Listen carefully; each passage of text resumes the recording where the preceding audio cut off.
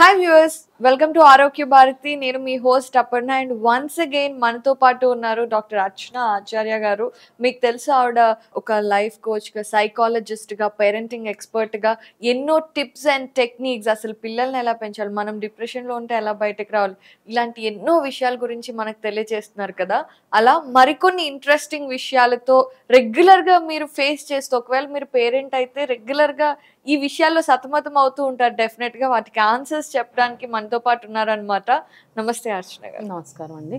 Teenage అబ్బాయిల గురించి మాట్లాడుకుంటే, మనం ఏదైతే రౌడీస్గా ఉండటం, రూడ్గా ఉండటం, దాన్ని హీరోయిజం అన్నట్టు పోర్ట్రే చేస్తారు. ఎవరైనా మనల్ని ఏదన్నా అంటే మనం కొంచెం పోనీలే అని అడ్జస్ట్ అవటం కంటే కూడా వాడిని రెండు పీకి వాడి మూతి పళ్ళు రాళ్ళ కొడితేనో, వాడికి గట్టిగా రెండు చెంపదెబ్బలు వేస్తేనో, ఫైటింగ్ చేసి ఎదిరిస్తేనో వాడికి బలం ఉన్నట్టు, నేను హీరో, నేను తోపు అనే ఫీలింగ్ ఉంటేనే వాళ్ళు కరెక్ట్ అనే ఫీలింగ్లో ఉంటారు కదండి. So is it true? అసలు అలా ఎందుకు, అంటే అలా ఉంటేనే కరెక్టా హీరోలా? చాలా ట్రిక్కీ క్వశ్చన్ అండి ఇది. రూడ్గా రౌడీలా ఉండడం అన్నది కాదు. బట్ ఈ విషయాన్ని మనం డిస్కస్ చేయాలంటే దీన్ని ఒక టూ డిఫరెంట్ జోన్స్లో మనం డివైడ్ చేసుకొని మాట్లాడాలి. ఒకటి media and other influence. Okay, media, అది టీవీ అవనియండి, మూవీ అవనియండి, ఏదైనా అదొక ఇన్ఫ్లుయెన్షియల్. రెండు సొసైటీ, ఫ్యామిలీ, రెండు డివిజన్స్గా మనం డిస్కస్ చేసుకోవాలి. ఫస్ట్ డివిజన్ మన సొసైటీ, ఫ్యామిలీ, దీని గురించి మాట్లాడుకుందాం. అబ్బాయి పుట్టంగానే మనం ఫ్యామిలీస్లో అబ్బా మగపిల్లాడు పుట్టాడురా, వీడు నా ధైర్యం. మగపిల్లాడు అనగానే బాహుబలి. ప్రతి మగపిల్లాడు బాహుబలి కాదండి, ఎవరికి వాళ్ళ వీక్నెస్ ఉంటాయి. కానీ మన సమాజం, మన ఫ్యామిలీ దాన్ని అర్థం చేసుకోవడానికి రెడీగా లేదు. ఇప్పటికి కూడా మర్దుకో దర్ద్ నహీ హోతా విన్నారు కదా, సో మెనీ టైమ్స్. నొప్పి ఎందుకు అవ్వదు? మర్దుకో దర్ద్ క్యూ నహీ హోతా. నొప్పి ప్రతి ఒక్కరికి నొప్పే. హ్యూమన్ బాడీ, ఆడవాడైనా మగవాడైనా నొప్పే అండి. కాస్త ఎక్కువ నొప్పి, కాస్త తక్కువ నొప్పి. బట్ ఇది మన సమాజంలో వేళ్ళు ఉనుకుపోయిన ఒక భావన. మర్దుకో దర్ద్ నహీ హోతా. మగాడంటే అట్లా నొప్పి అది లేకుండా ధైర్యంగా నిలబడేవాడు, వీడు మగాడురా బుజ్జి అంటారు. అంటే ఎవరినైనా అరే ఆడపిల్లరా బుజ్జి అనగా విన్నారా మీరు ఎప్పుడైనా? వీడు మగాడురా బుజ్జి అంటే ఏంటి? చాలా స్ట్రాంగ్ గా, ధైర్యంగా. మగాడంటే అలా ఉండాలి అన్న ఒక స్టీరియోటైప్. చిన్నపిల్లలు మనం చూస్తుంటాం, 5 ఏళ్ల పిల్లలు, 4 ఏళ్ల పిల్లలు ఏడుస్తుంటే parents, father, mother, boys don't cry. Why boys don't cry? Boys also can cry. కన్నీళ్ళు అందరికి ఒకటే అండి, ఆడపిల్లకి మగపిల్లలకి కన్నీళ్లు ఒకటే. బాధ కలిగినప్పుడు కన్నీళ్ళు వస్తాయి. ఆడపిల్లలకి కన్నీళ్ళు వస్తాయి, మగపిల్లలకి కన్నీళ్లు రావని లేదు.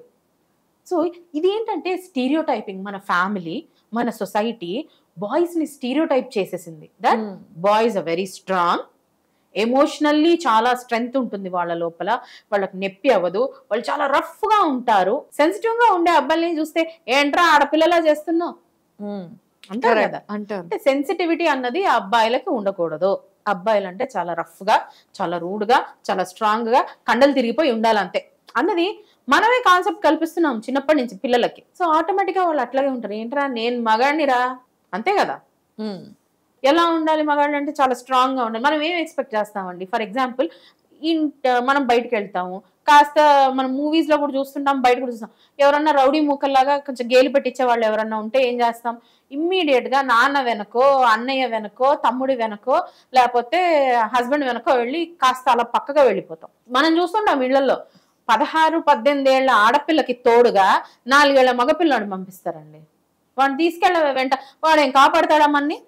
అవును, వి ఎక్స్పీరియన్స్డ్ ఇట్, రైట్? తమ్ముడిని తోడు తీసుకెళ్ళి, తమ్ముడు ఏం చేస్తాడు? వాడిని కాపాడలేక మనం చచ్చిపోవాలా? అవును. కానీ ఇది మన ఫ్యామిలీస్ లో, మన సొసైటీలో ఉన్న కాన్సెప్ట్. అబ్బాయిలంటే స్ట్రాంగ్, అబ్బాయిలకు ఏం అవ్వదు, వీళ్ళు చాలా బలాఢ్యులు, వీళ్ళు ఎమోషనల్లీ స్ట్రాంగ్. కాదండి, వాళ్ళకు కూడా వీక్నెస్లు ఉంటాయి. సో అల్టిమేట్ గా మనకి ఎట్లా చూపిస్తున్నారు ప్రతి పోర్ట్రేయల్లో అంటే, రఫ్ గా ఉన్న వాళ్ళకి అమ్మాయిలు తొందరగా పడిపోతారు. ఇది మాత్రం హీరో అంటే ఇలాగే ఉండాలి. హీరో అంటే ఇట్లా పిడికిలు బిగిచ్చి కొడితే విలన్ 4 గింగిరాలు తిరిగి అవతల పడాలి. ఇది పోర్ట్రేయల్. దీని ఇన్ఫ్లుయెన్స్ ఎక్కువగా ఉంది. నిజంగా పిడికిలు బిగిచ్చి కొడితే విలన్ ఇంచు మందం కూడా కదలడు అవతలకి. అబ్బా అంటాడేమో మ్యాక్స్, మన చెయ్యి వాడెంత అబ్బా అంటాడో మనం ఇక్కడ ఈ బొక్కలు కూడా అంతే స్ట్రాంగ్ గా నొప్పి పెడతాయి మనకి. అవును, కానీ అది చూపించరు కదా. కరెక్ట్. సో ఇన్ఫ్లుయెన్స్ 2, రఫ్ గా ఉండి కేర్లెస్ గా ఉన్న వాళ్ళకి హీరోయిన్స్ చాటుగా అడ్మైర్ చేస్తుంటారు, అది చూపిస్తుంటారు. స్టార్టింగ్ ఫ్రమ్ మన రవితేజ ఇడియట్ నుంచి చూస్తున్నాం. ఎంత హీరోయిన్ ని చిరాకెత్తిచ్చి ఎంత కేర్లెస్ గా బిహేవ్ చేస్తే అంత హీరోయిన్ చాటుగా మనసులో నిన్ను ఇష్టపడుతుంది, బయటకు చెప్పదు గాని. So every child will think that only. అరే నేను ఎంత రఫ్ గా ఉంటే, ఎంత కేర్లెస్ గా ఉంటే అంతగా నన్ను ఇష్టపడతారు అమ్మాయిలు. అదే పడుతుంది లాస్ట్ కి. అదే కదా చెప్పేది, చూపించేది మనకి. ఎక్కడైనా గానీ సెన్సిటివ్ గా, సెన్సిబుల్ గా, పద్ధతిగా పెరిగిన అబ్బాయిలకి అమ్మాయిలు పడతారని ఒక్క సినిమాలో చూపించినారండి మనకి. విక్రమ్ మూవీ చూసాం మనం. ఒక్క దాంట్లో రామం ఉంటాడు, అపరిచితుడు. రామం చాలా పద్ధతిగా ఉంటాడు. హీరోయిన్ కి ఎన్నిసార్లు లవ్ లెటర్ రాసినా పద్ధతిగా రాసా హీరోయిన్ చచ్చినా పడదు. అవును. అదే అపరిచితుడు రెమో అని చెప్పేసి ఫుల్ స్టైలిష్ గా వచ్చి వా అనగానే నిమిషాన్ని పడిపోద్ది అమ్మాయి. అవును. సో ఇట్లాంటి ఇన్ఫ్లుయెన్సెస్ లో మనం ఏం నేర్పిస్తున్నాం పిల్లలకి? నువ్వు పద్ధతిగా చక్కగా ఉంటారే నీకు అమ్మాయిలు పడరా, నిన్ను ఎవ్వరు కూడా నిన్ను మెచ్చుకోరు, నిన్ను ఐడియలైజ్ చెయ్యరు, నువ్వు ఇట్లా రఫ్ గా, ఇన్సెన్సిబుల్ గా, ఇంప్రాక్టికల్ గా బిహేవ్ చేస్తేనే నిన్ను అందరు అప్రిషియేట్ చేస్తారు, వెనకాల నిన్ను ఇష్టపడతారు అన్న ఐడియాలజీ మనం ఇచ్చినప్పుడు ఆటోమేటిక్గా పిల్లలు దానికే కదండి అలవాటు పడతారు. అవును. రూడ్ గా ఉండడాన్నే హీరోయిజం అని అనుకుంటారు. నన్ను కూడా జనాలు హీరోగా కన్సిడర్ చెయ్యాలంటే ఫస్ట్ నేను అమ్మాయిని నేర్పించాలి. నంబర్ 2, నేను కూడా ఇట్లా రఫ్ గా డ్రెస్ వేసుకొని, మెడలో స్టీల్ చైన్ వేసుకొని, దానికి ఒక బ్లేడ్ పెండెంట్ పెట్టేసుకొని, చిరిగిపోయిన జీన్స్ వేసేసుకొని గోడల మీద కూర్చొని ఫ్రెండ్స్ తో పాటు కబుర్లు చెప్పాలి. చిన్న వాటికి పెద్దవాటికి నేను గొడవలు పెట్టుకోవాలి, ఏంట్రా అని చెప్పాలా, దిగాల రంగంలోకి. So this is what is heroism అన్న ఐడియాలజీ వాళ్ళకు ఈ వీటిలోంచి కలుగుతుంది. సో వాళ్ళు దాన్ని ఇమిటేట్ చేయడానికి ఇష్టపడుతున్నారు. మళ్ళీ అందులో కూడా ఆడుకునే ఆటలలో కూడా మనం డిఫైన్ చేస్తున్నాం, ఇది ఆడపిల్లల ఆట, ఇది మగ పిల్లల ఆట. రైట్. నేను చిన్నప్పుడు ఆడుకునేటప్పుడు మాతో బాయ్స్ కూడా ఆడుకునేవాళ్ళు. ఏంటది గచ్చకాయలు ఆడినా కూడా, లేకపోతే డబ్బాలు గీసుకొని గేమ్స్ ఆడినా స్కూల్లో అబ్బాయిలు కూడా మాతో ఆడేవాళ్ళు. కానీ ఈ జనరేషన్ అబ్బాయిలను ఆడమనండి, గర్ల్ గేమ్స్ అవన్నీ. గేమ్స్ లో కూడా మనం జెండర్ తెచ్చేసాం. అంటే జెండర్ అన్నది మన లోపల ఎంత నరాన జీర్ణించుకుపోయిందంటే, కిండర్ జాయ్ చాక్లెట్ లో కూడా girl Kinder Joy, boy Kinder Joy అంట. అవును. Pink Kinder Joy, blue Kinder Joy. Chocolate కి అబ్బాయి అమ్మాయి ఏంటండి? So let us not encourage our boys to be so rough.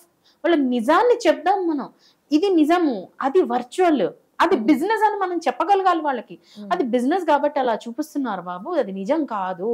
నిజంగా ఎవరు కూడా కొడితే 4 కిలో అవతల పడరు. 50 ఇట్లా మెషిన్ గన్ పట్టుకుని జల్లడ పట్టేస్తారు.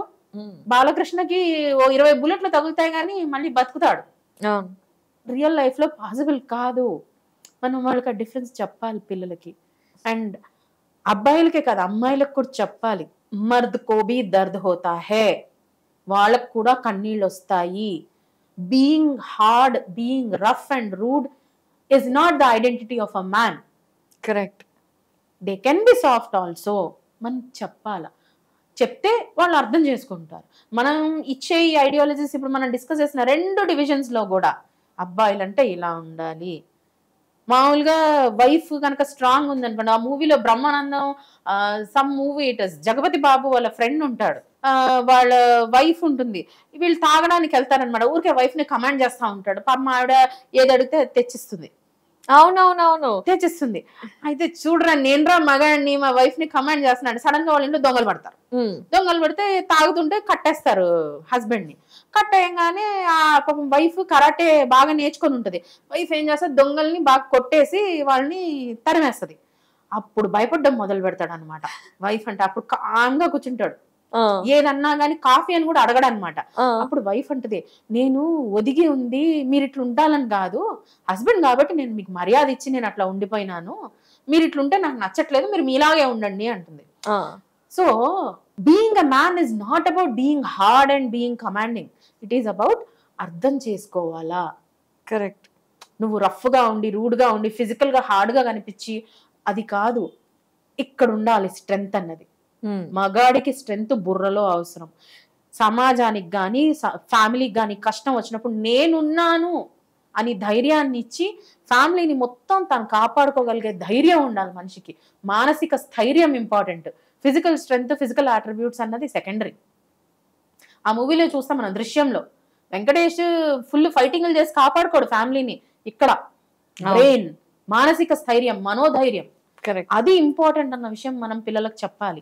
మర్దుకో దర్ద్ నహీ హోతా కాదు, మర్ద్కి కూడా దర్ద్ అవుతుంది, నొప్పి పుడుతుంది. కానీ ఆ నొప్పిని తట్టుకొని తనని తన కుటుంబాన్ని కాపాడుకోగలిగే మనోధైర్యం ఉండాలి మగవాడికి, ఎట్ ద సేమ్ టైం ఆడపిల్లకి కూడా అన్న విషయం మనం పిల్లలకు చెప్పాలి. ఇది మనం యాక్చువల్గా మన పిల్లలకు నేర్పాల్సిన ఐడియాలజీ.